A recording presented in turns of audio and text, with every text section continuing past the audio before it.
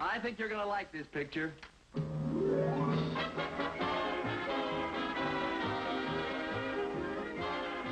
Love That Bob. Starring Bob Cummings.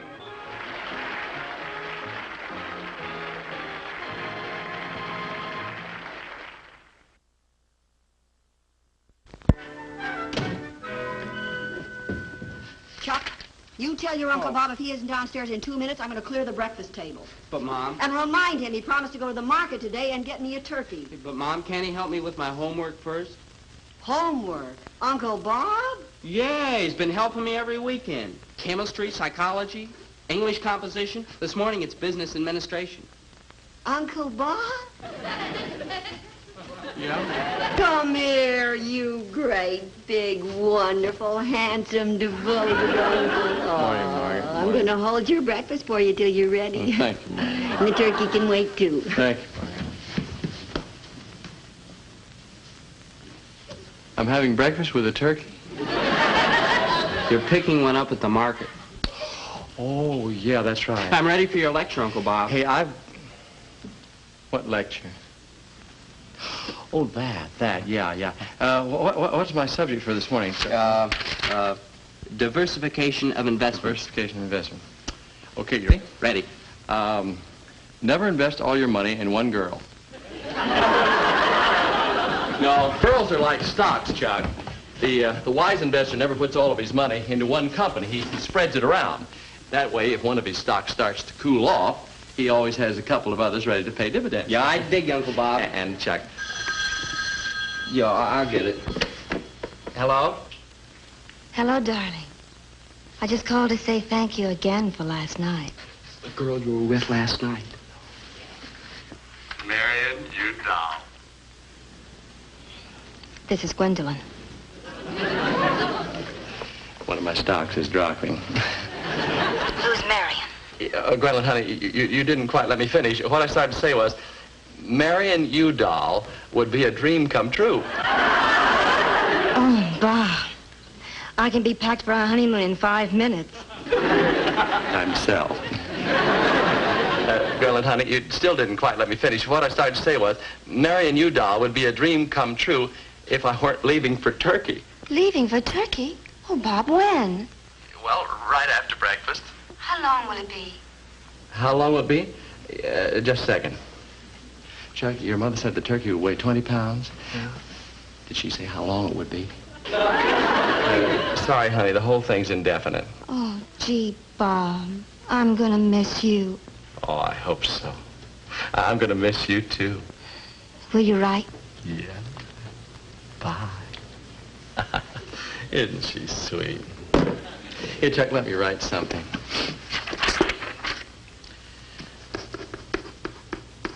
Avoid Gwendolyn. Put that on my dresser. Okay, Uncle Bob. Boy, that was a great lesson in how to brush off a girl. Dispose of a stock, Chuck. Yeah. She wanted to get married, huh? Naturally. You know what that's like? It's like buying into a company and then working for it the rest of your life. And that's no way to play the market, Chuck. I think we're in for a crash. So these are the lectures you've been getting, Margaret, huh? Now, Mom, Chemistry. Never mix a blonde with a redhead. Oh, Margaret, wait a minute. English composition. British girls are built as good as any others. Wait a minute, Margaret. Now, Mom, You should Oh, know- here's one. Physical education. Find out if a girl knows judo before you get physical. Okay, Margaret. Here's your turkey. Oh, I got a little larger one than you ordered Oh, nice. because I'm bringing Doris home. What? Now, Margaret, look, after 18 holes of golf, it'll cost me a fortune to take her out. Besides, I don't want to run into Gwen. Well, I'll see you about 6. You'll see me right now. About what? Chuck. Oh, Margaret, look, I'm teeing off in 30 minutes. I'm already teed off. Here, make yourself useful. Oh. This business of your bad influence on Chuck has got to Oh, stop, for Bob. Pete's sake, Margaret, Chuck's old enough to learn about girls. Not the course you teach. And besides, I don't want him to have your attitude toward women. Let me tell you something. I may have played the field, yes, but I played it fairly and honorably. Oh. I have never lied to a woman. You've never I have lied never to a woman? deceived one... You've never... Charles, what's all this about you going to Turkey? What? Well, this girl named Gwen came bawling into the office and said the boss couldn't marry her because he was leaving for Turkey. I thought you didn't lie. I didn't. I left for Turkey, I brought it back, and there it is. You are a rat. But a single rat. Shultzy, I'll leave it to you. Is this the kind of a man that should be influencing my son? Sorry, Margaret. I always make it a point never to interfere in the affairs of another family. Listen, smart girl. Come on, boss. Let's make it all one family. Shultzy, will you relax? You want to get married. I do, too. You mean you're willing to do housework? I love it. Here, have yourself a ball. Didn't we skip something there? Like the honeymoon? Margaret, Shultzy, you're not allowed to say things like that in the house when Chuck is here. His mother wishes to keep him innocent. All right. Oh, great doctor he's going to be. The first patient that comes in and says, I want an examination, he'll say, okay, strip to the neck. Oh, go play golf. Chuck will be a fine doctor, and no thanks to you. Margaret, I don't care what you say. Chuck is old enough to learn about women. He's got a point there, Mom. Look, Chuck. Hi, Miss Schultz. Hi, Doc. I thought I told you to study. Now, I can learn more in here. Back to your books. Oh, Mom, I know you think Uncle Bob's a bad influence on me, but he isn't. Thanks, Chuck. I have a mind of my own. Yeah. Well, take it upstairs and study with it. Mom, I'm sorry. But there comes a time in every fellow's life when he takes a giant step from boyhood to manhood and makes his own decisions about his relationship with girls.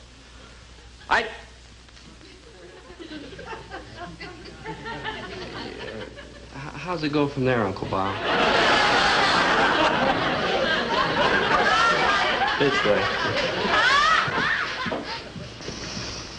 You see, Shultzy, what kind of an influence he is? Margaret, There goes a boy who hopes to be a doctor.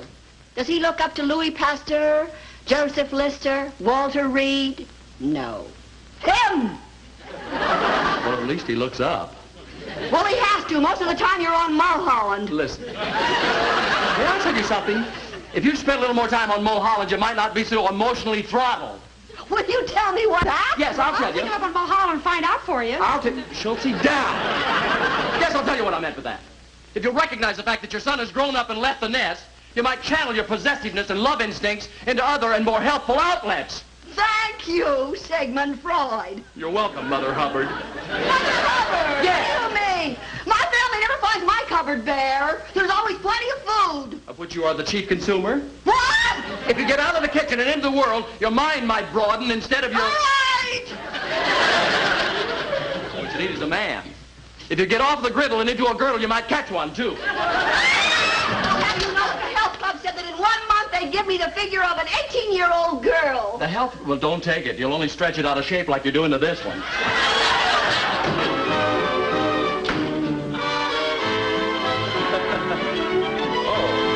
Margaret must have left the...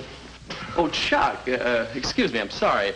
Chuck, this is Miss Monroe. Hello, Chuck. Miss Monroe, may I say that you're even more beautiful than your famous namesake? Chuck is my nephew. You didn't have to tell me. Tell me... where's your mother? Upstairs getting dressed. She's got a date. A date? Oh, really? Oh, that's wonderful. Sit down, won't you, Doris, dear?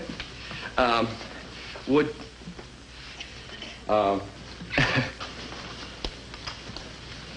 You aren't going to hang around, are you? I'm stuck. I got no wheels. The car's in the driveway.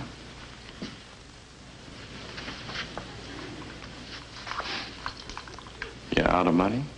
Just temporarily. I'm expecting some. Here's 10. That's what I was expecting. This jacket sure would look swell with these slacks.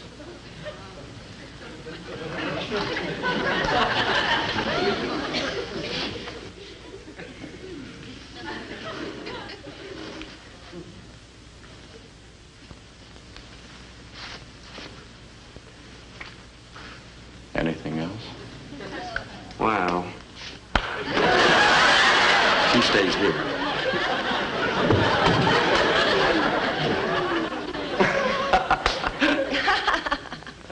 Just a little fun with Chuck. I better go say goodbye to Margaret. Oh, would you like to start setting the table for two? Oh, I'll say I'm famished. Famished, yeah.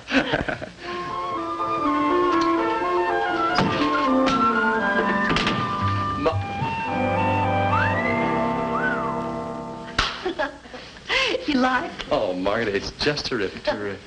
Thank you. You'll get the bill later. You know I don't care, because you look like $1 million tax-free. Oh. Well, that reminds me I'll need some money. Some mad money? No, I'm not mad. Margaret, do you need all the money?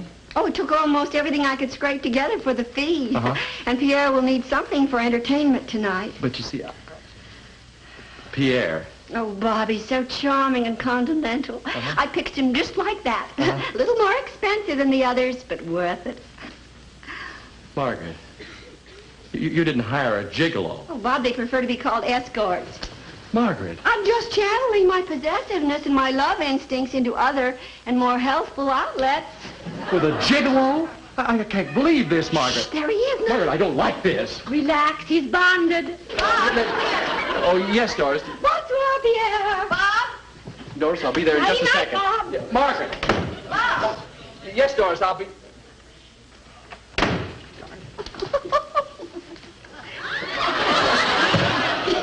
You are a doll. Merci beaucoup. With all the friends you know. Girls are waiting, so let's go play bridge. What do you mean there isn't any turkey? There isn't anything. Come see for yourself. What? Look, I brought the turkey. I brought the turkey. Well, what happened? That's what I'd like to know. And who is Mother Hubbard? Old Mother Hubbard cleaned out her cupboard, sold everything that was there, deserted her griddle, cinched up her middle, and is having a blast with Pierre. Did you find any money? No. Well, that's just great. Maroon, no car, no food, no money. Doris, honey, And we'll have none of that either. Doris, look. Boy, I've had guys trying to get me high to kiss me or strong-arm me into a kiss. But you're the first one that ever tried to starve me into. Oh, for heaven's sake, can't you forget about food for a moment? Yeah. There. Now get me something to eat. How? I don't even have cab fare. Well, then hitchhike someplace where your credit's good. Look, if you just be...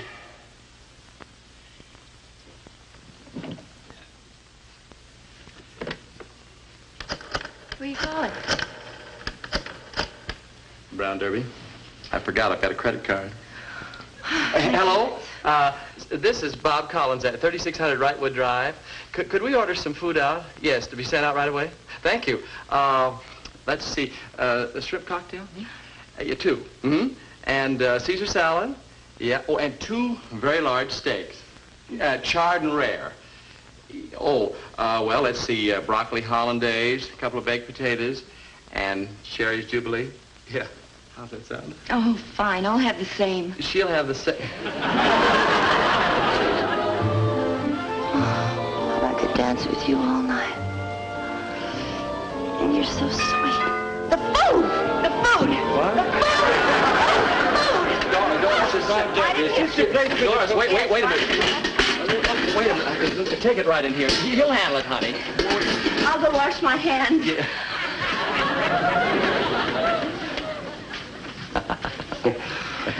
Would you like us to serve you? Oh, no, I'll do that. Just open the champagne while I sign the check. Fix it. Yeah. Thanks. You have a credit card? You bet.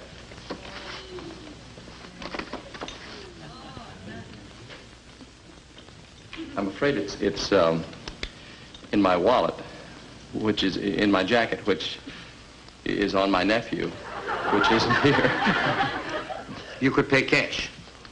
Yes, I could if I had any. No cash, no credit card? Oh, it's all right. I know Bob Cobb, you see. I know Bob Cobb, too, and if I don't bring back the money, I get fired. I'm sorry. No, wait, I can sign it. See, Bob Cobb will understand. Please. Wait a minute, fellas. What are we going to do about...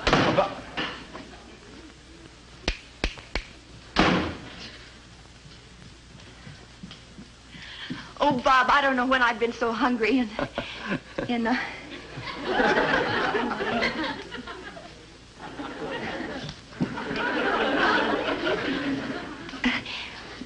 where's the food? Oh, funny thing. I sent it back. The steaks were just a little too rare. I'll eat them raw. Bob, listen, bring back the steaks. Doris, don't lose your head. Bring the steaks Wait a back. minute, they're gone. Doris! Midnight snack, come and get it.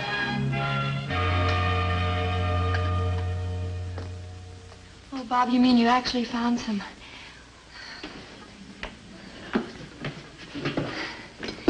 What is that stuff? Greens. Very, very nourishing. What kind of green? Fresh greens, yes. I picked them myself. Tonight? Yes, they grow right outside the back door. Well, you party.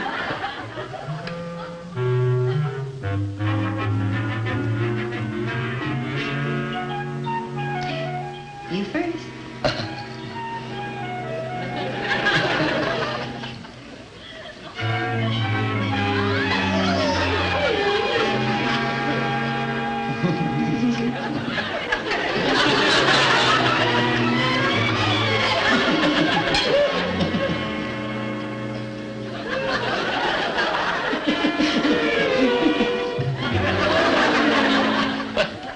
Shall we finish him up? Oh, you did? Bob, you really shouldn't have given me yours. Oh, it was the least I could do. After. Hey, that's Chuck with my car. And my wallet. Now we can go out and have those steaks. Well, Bob, I don't think I can eat one. I'm full of greens right up to here. Oh, you really liked those, didn't you? Well, they were a little bitter, but they did fill me up. Yeah. Uncle Bob? Yes, Chuck. Look, somebody broke off all Mom's geraniums.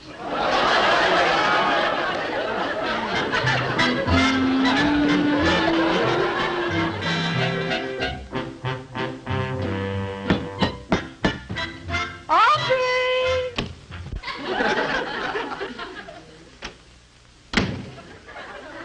For heaven's sake, 10 o'clock in the morning, and I find you still lying in bed. Last night when I got home, I found you lying on the kitchen floor. If you could... That's different. I got crowned with a geranium pot. Margaret, how about some breakfast? No thanks, I'm dieting. How about me? Not a bad idea. You're paunching up just a weensy bit. How about me getting some food? Oh, good idea. You can get it at the drugstore. They have a delicious number 3. And you can Margaret. bring back some coffee and orange juice for me. Listen to me. Hello? Margaret. Bonjour, Pierre. You're going to have trouble with me. I'm Oh, probably... mon grand cavalier beau, mon camarade très gai, mon charmant, élégant, ravissant, joli, joli Pierre.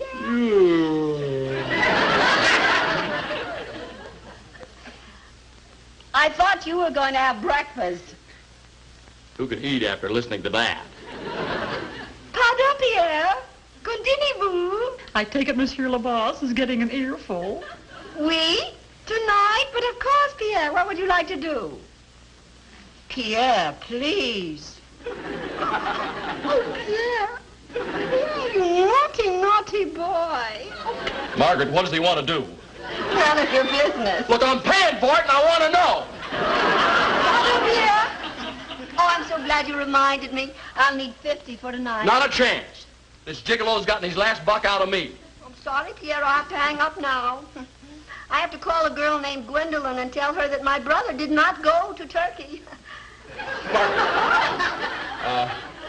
I'll get it. I'll get it. I'll get it. Did that hurt, Margaret? Oh, did it? You should have seen him scurry out of here to get the money. Yeah, okay. Oh, hey, I got it. Oh, I'll call and see if Carol can get her dad's car. I haven't got a chance of getting Uncle Bob's again. Oh, if the boss ever finds out that I'm Pierre. Shultzy, wait. What's that? Sounded like someone picked up an extension. If it's you-know-who, we're in you-know-what. I'll say, we're in real... Here's the money, Margaret. Relax, Pierre, darling. See you tonight. All clear.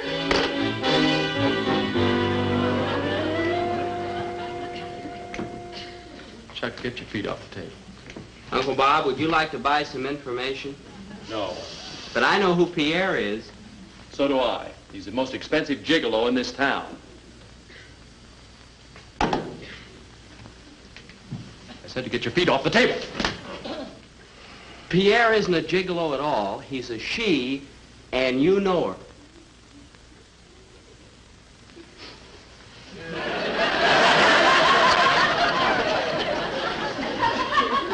Coffee? Yeah. I interrupted you. You know, Carol sure did enjoy riding around in your car last night. Well, you've got it again tonight, Chuck. And boy, did she flip over that sport jacket. You've got that, too. And, of course, that 10 spot.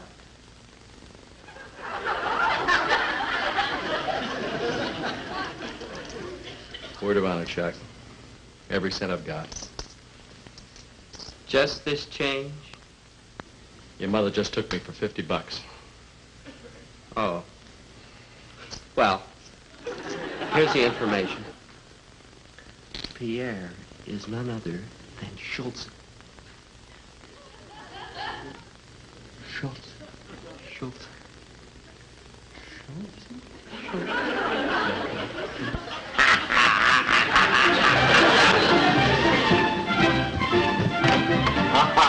Doris. Look, Just a minute. This isn't going to be another hungry evening at home. word of honor. Is that Pierre?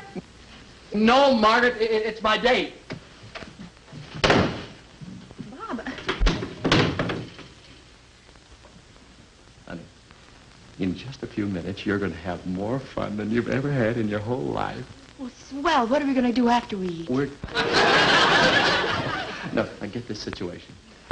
We're going to double date with my sister and a gigolo. What? Yeah, except she doesn't know that I know that the gigolo is really Shultzy in disguise. Shultzy at the office? And with us along... I've got it, Bob. Oh, Pierre. Bonsoir. Pierre, you're so continental, kissing my hand. Oh, Bob. Good night. Margaret, we're coming along. What? Doris and I are double dating with you. Oh, well, what about Shultzy? Yeah. What about Shultzy? Well, she was upstairs helping me get dressed. We can't just leave her here Oh, alone. that's what we can't. I'll tell you what, I'll tell Shultzy that we're leaving. Oh, Shultzy, we're leaving. Be right down, boss.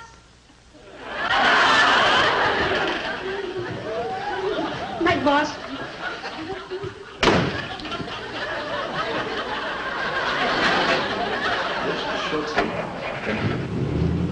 Doris! Hurry! Oh, Margaret! Margaret, wait a minute! Margaret, don't!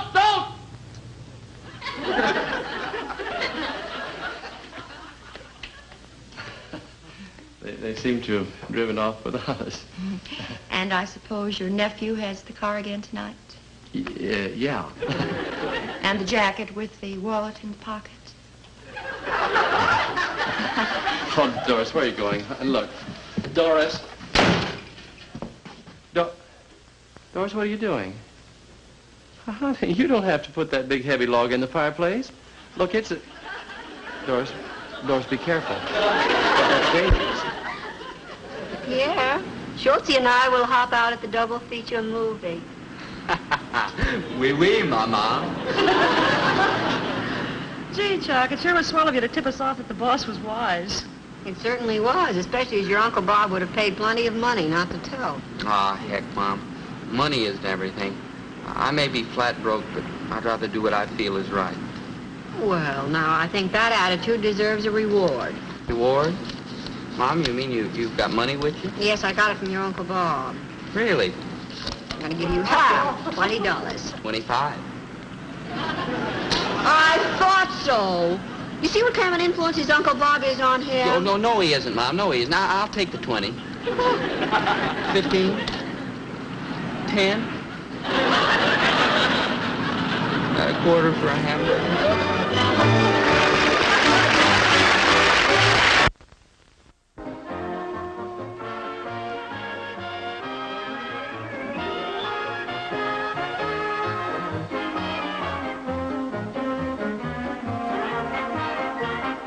Margaret Good played herself. The part of Carol Henning was played by Olive Sturgis. Wally Sewell by Dan Tobin. Ole Swenson by L. Brendel. And Stanley Stenner played himself. This is Bill Baldwin speaking.